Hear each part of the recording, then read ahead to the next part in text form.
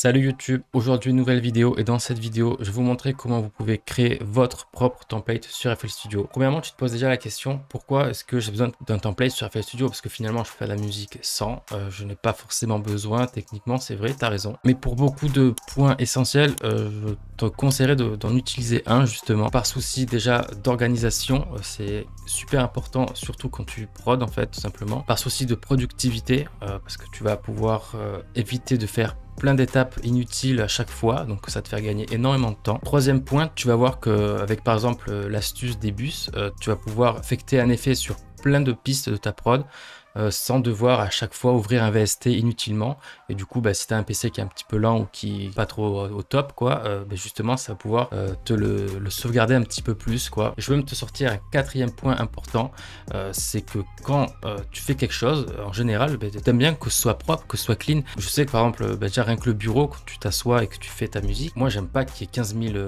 merdes autour de moi, tu vois. J'ai pas envie qu'il y ait des câbles de partout. Par exemple, mon casque ici, avec le fil, il me prend là. Et, genre, je sais pas, tu vois, par exemple, ma carte son et tout, si j'ai des fils qui commencent à passer partout devant moi, qui me coupent là, qui passent sur mes jambes. Après, si j'ai des canettes, des paquets de gâteaux, je sais pas après ce que tu fais, tu vois, mais si t'as plein de merde, ton téléphone, ton chargeur, si t'as un truc ici, donc ça devient vite très compliqué. Et c'est pareil pour FL Studio quand je démarre et que j'ai envie de faire une nouvelle prod ou de récupérer un projet que j'ai déjà fait. J'aime bien arriver et que ce soit clean, que ce soit propre, que les choses soient organisées, que ce soit bien renommé, etc. Tu vois, donc je trouve que c'est assez logique. Après, tu peux très bien être très bordélique, peu importe, hein, au final, tu fais ce que tu veux.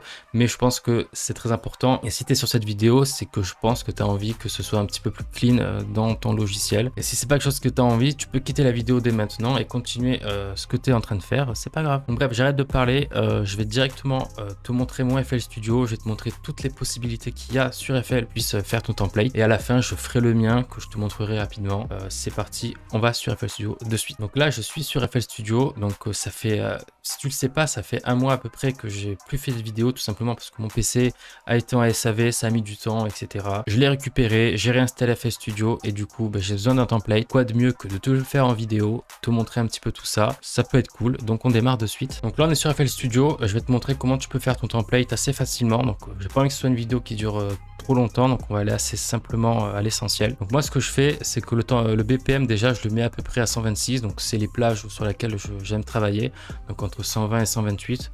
Donc je mets 126, tu peux laisser à 130 et rebouger à chaque fois quand tu fais une prod, c'est pas le plus important. Ici, donc dans l'arrangeur, on va rester là-dessus dans un premier temps. Tu as la partie vue qui est importante et là-dessus tu vas pouvoir interagir sur le contraste des grilles, la couleur, etc. Donc je vais te montrer ce que je fais moi et puis tu vas pouvoir après toi de ton côté bidouiller un petit peu tout ce qu'il y a ici et voir un petit peu ce que ça te fait. Voilà, donc je vais pas trop rester là. Donc moi pour le contraste je laisse en médium, la grille je laisse la couleur de base. Là pour les segments j'aime bien mettre en barre. Là pour le segment je mets en rien ici. Après les tracks, je les remets toutes en 50. Voilà, comme ça, elles sont toutes retaillées. Et après, je pense que c'est bon. Donc tu peux de ton côté t'amuser à sélectionner, désélectionner tout ce que tu veux. Ce que tu peux faire, c'est mettre des marqueurs. Donc moi, je sais que je commence mes tracks en général à la 5e mesure. Ce que tu peux faire, c'est ici ajouter un marqueur. Donc ici, si je mets intro, tu vois que j'ai mon marqueur qui est ici. Donc tu peux en ajouter un à chaque fois que tu veux. Par exemple là pour le break, ici pour la montée, pour le drop. Donc ça, c'est toi qui vois.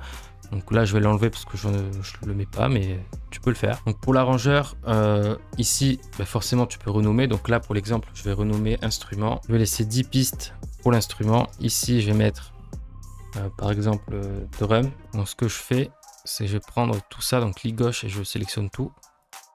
Je vais mettre une couleur. Donc là, tu peux mettre des variantes. Par exemple, si je fais ça, vert et rouge, tu vois que ça me fait un petit nuancier comme ça. Donc c'est pas très beau. Ça dépend les couleurs évidemment que tu mets, mais moi je préfère quand c'est tout de la même couleur. Donc voilà pour les groupes des instruments. Imaginons que là, je veuille faire un petit groupe comme ça. Ici pareil, je vais prendre quelques pistes. Je vais changer la couleur. Je vais mettre par exemple du orange. Là tu vois que j'ai deux groupes d'instruments. Donc là j'ai les instruments ici et les drums qui sont là. Et au moins ça me permet de ranger un petit peu. Je le fais pas personnellement, je l'ai déjà fait, mais voilà, tu as la possibilité de le faire si tu veux. Donc là, maintenant, si je passe dans le piano roll, il n'y a pas énormément de choses à faire. Donc ici, tu peux changer la couleur des notes. Après, là aussi, tu as une autre section avec la vue. Donc ça, maintenant, c'est que la partie du piano roll qui va être affectée. Donc pour changer la couleur de la grille, les contrastes aussi. Un petit peu comme l'autre. Donc là, un truc qui est pas mal aussi, par exemple, si tes notes elles sont comme ça, donc là, tu vois, c'est du bleu, tout est un peu. Donc, si tu veux changer la couleur, les mettre un peu plus foncés, tu vois, avoir du vert, plus vert, du bleu, du vrai bleu, tu vas ici dans Vue, Note Color. Donc là, tu peux éditer tes propres palettes et faire ce que tu veux. Là, tu augmentes le contraste en cliquant là-dessus. Et tu vois que le bleu, c'est un vrai bleu.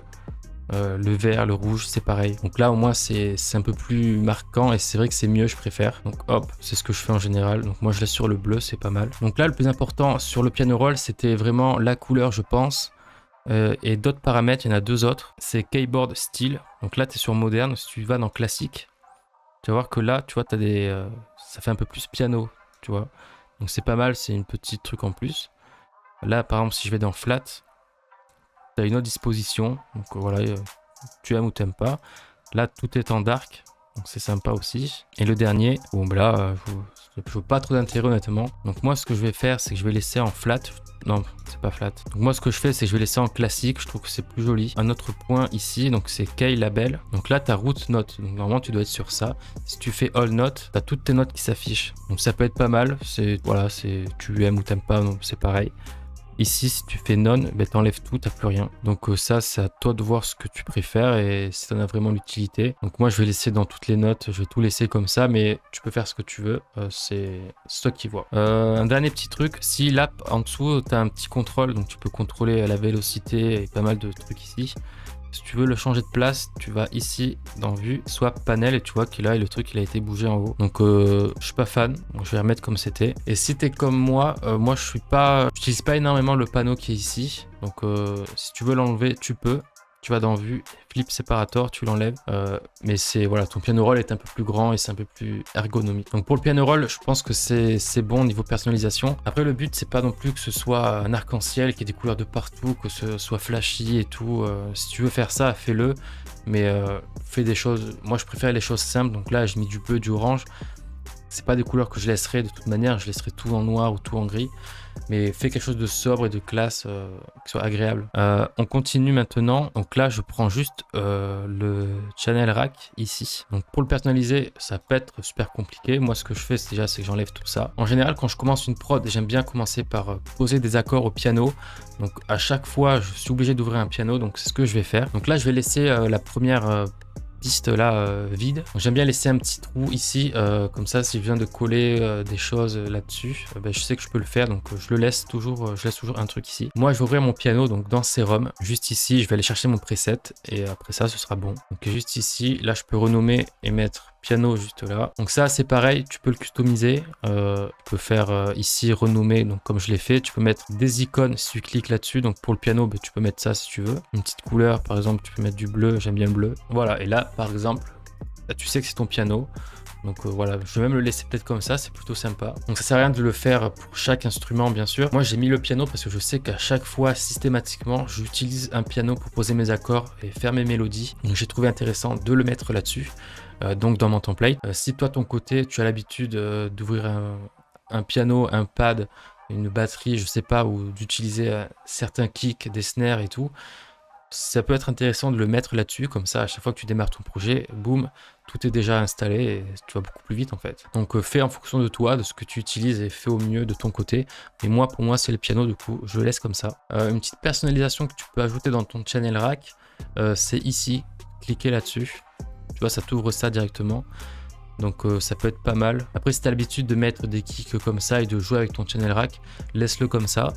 Moi, je n'utilise pas ça, je mets tout dans l'arrangeur directement, kick par kick.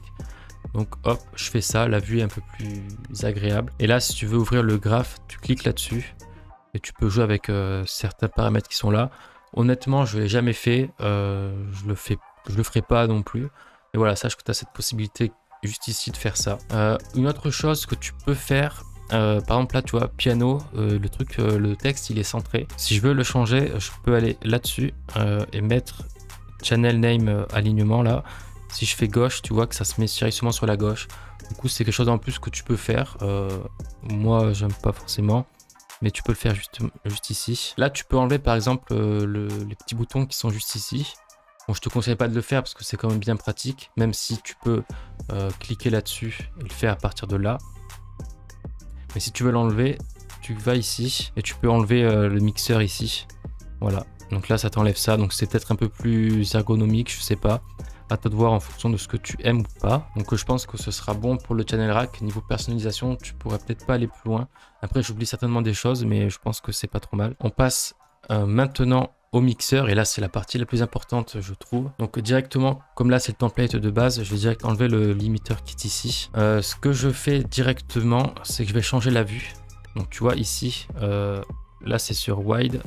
Donc tu peux t'amuser à cliquer sur tous les trucs pour les essayer. Donc tu as plusieurs dispositions, à toi d'essayer, de voir celle qui te convient le mieux. Donc là tu peux jouer avec tout ce qui est stéréo. Donc si tu cliques là-dessus, tu vois que ça t'ouvre des cases supplémentaires. Donc là-dessus tu peux gérer un petit peu ta spatialisation. Donc pour l'exemple, je vais agrandir un peu, ce sera un peu mieux. Ouais, je vais tout mettre comme ça. Donc là ce qui est intéressant de faire, par exemple, toutes ces pistes, on imagine que c'est des leads. Donc je vais mettre une couleur ensemble. Donc pour les prendre toutes ensemble, tu cliques ici, tu fais CTRL et tu glisses comme ça, donc sur tout ce que tu veux sélectionner. Donc là moi je vais prendre 6 pistes, je vais toutes les mettre en verte.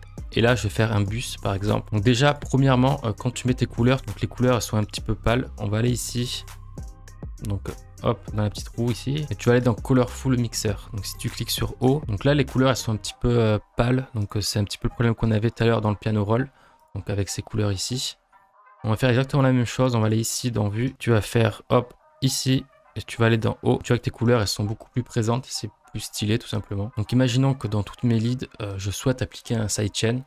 Donc au lieu de cliquer là, de prendre à chaque fois un kickstart et d'en mettre un sur chacune de mes pistes. Donc faire ça, ça va demander à mon ordi beaucoup de ressources et accumuler avec un gros projet, ça risque de craquer un petit peu. Pour éviter tout ça, ce que tu peux faire, c'est prendre toutes ces pistes. Ici, tu vas en bas, tu fais clic droit, donc tu fais route to this track.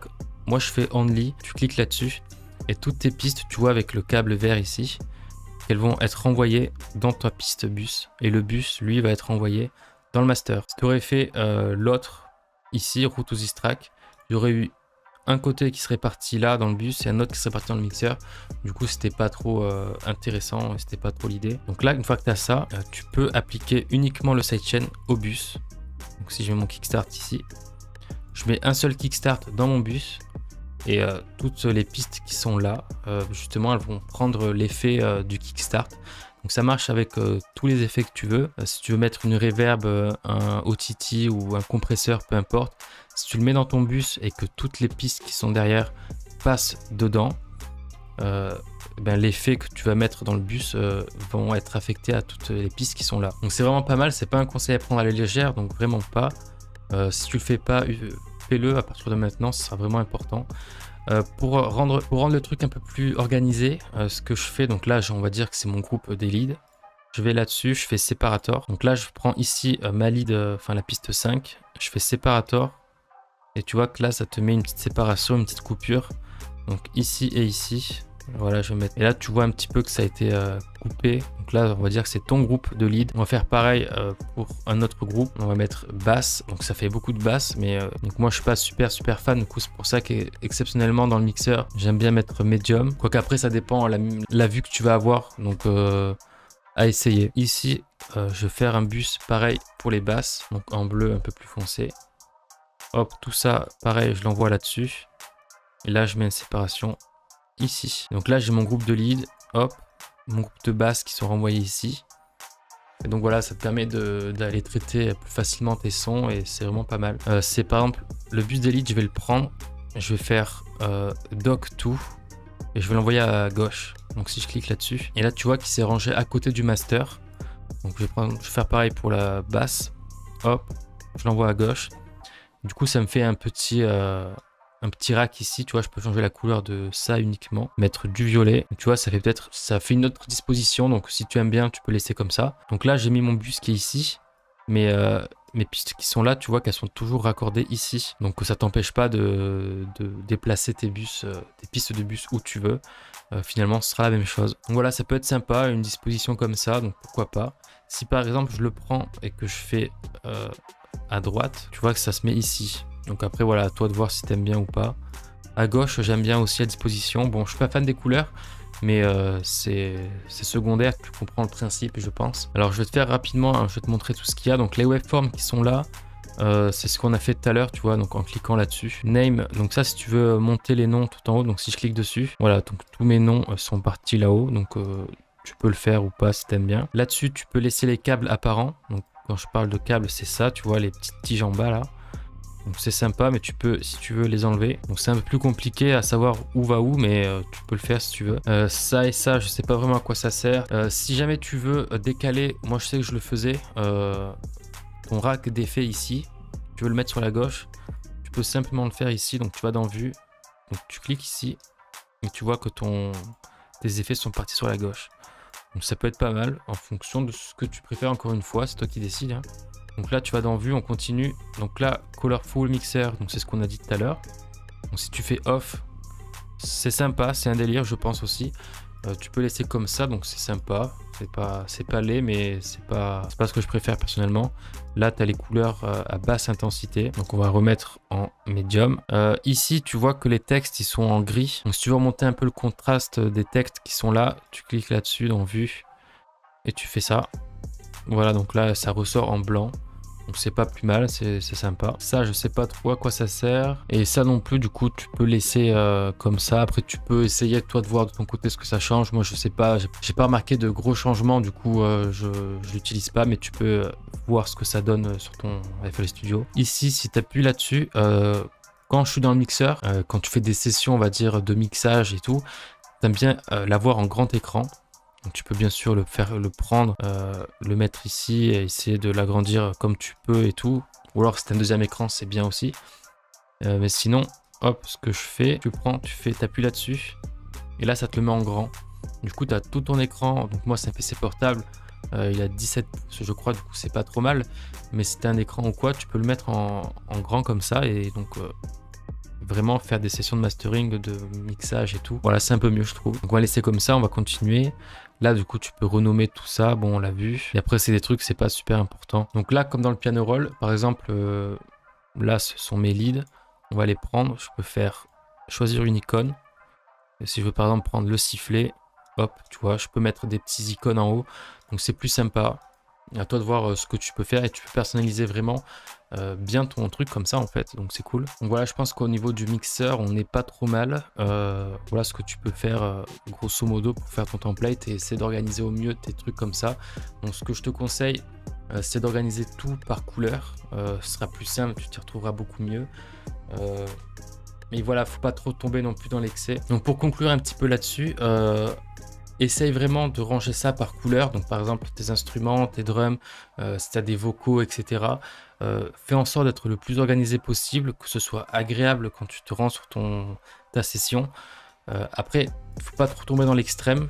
Il ne faut pas non plus que ça devienne un arc-en-ciel et qu'il y ait plein de couleurs partout, que ce soit flashy, qu'il y ait du rose, qu'il y ait du rouge, du orange. Au bout d'un moment, ça va avoir l'effet inverse justement. Donc voilà mon template à moi. Donc là dans l'arrangeur, j'ai rien fait, du coup j'ai tout remis en 50 ici comme je t'ai montré tout à l'heure.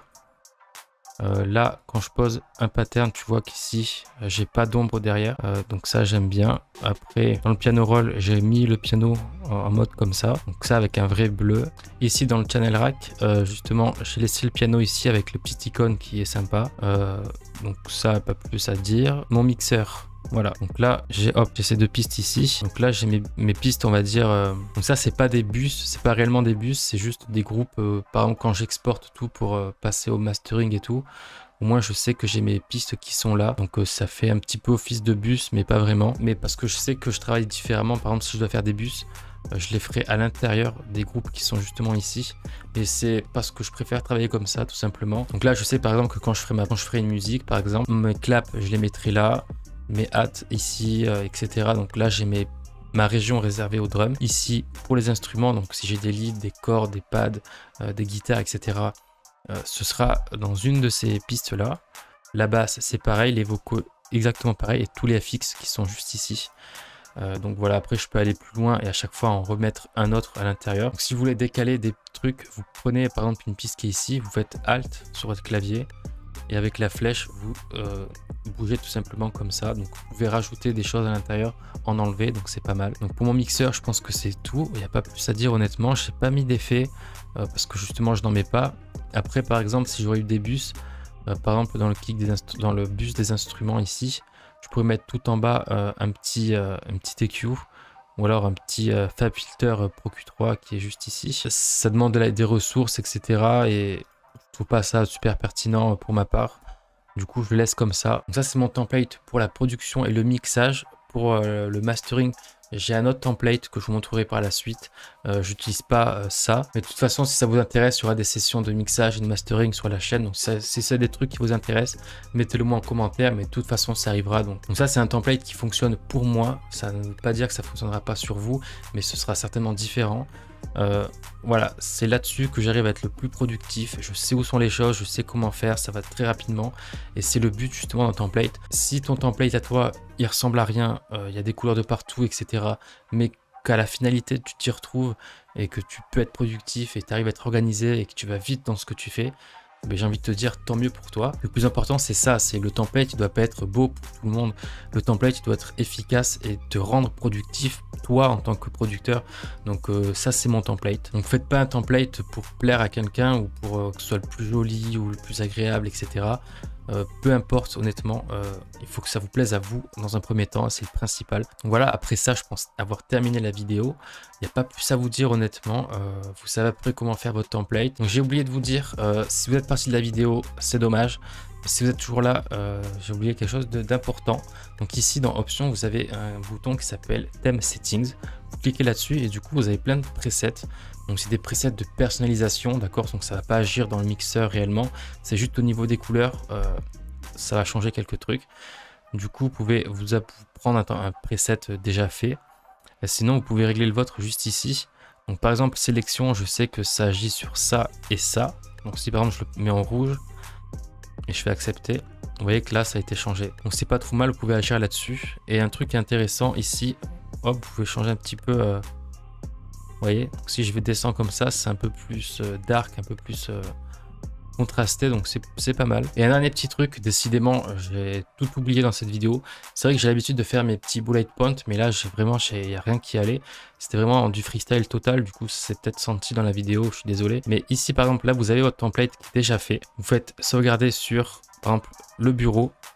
Voilà, vous l'appelez comme vous voulez, je vais mettre exemple vidéo. Donc là, si vous êtes sur Windows, ce qu'il faut faire, c'est aller dans votre disque où il y a FL Studio qui est installé. Là-dessus, vous faites data, template. Et une fois que vous avez ça, donc ça, c'est les templates de base d'FL Studio. Donc moi, je vais les enlever parce que je les utiliserai pas. Mais c'est là-dessus que vous allez coller votre template. Du coup, je vais dans bureau, exemple vidéo. Du coup, je récupère le projet, je le colle à l'intérieur. Je peux aller dans mon FL Studio, options, général. Vous allez dans défaut template, vous cliquez là-dessus et du coup, il y aura le seul template. Enfin, moi, je n'ai laissé qu'un, du coup, il n'y a que lui. Mais ce sera là-dessus que vous prendrez votre template. Et quand vous allez fermer FL Studio et que vous allez le rouvrir par derrière, vous démarrez sur votre nouveau template. Donc ça, c'est cool. Voilà, je pense avoir fait le tour de cette vidéo. Je le rappelle, mais le but du template, c'est pour vous. Il n'y a que vous qui le verrez. Il n'y a que vous qui travaillerez normalement dessus.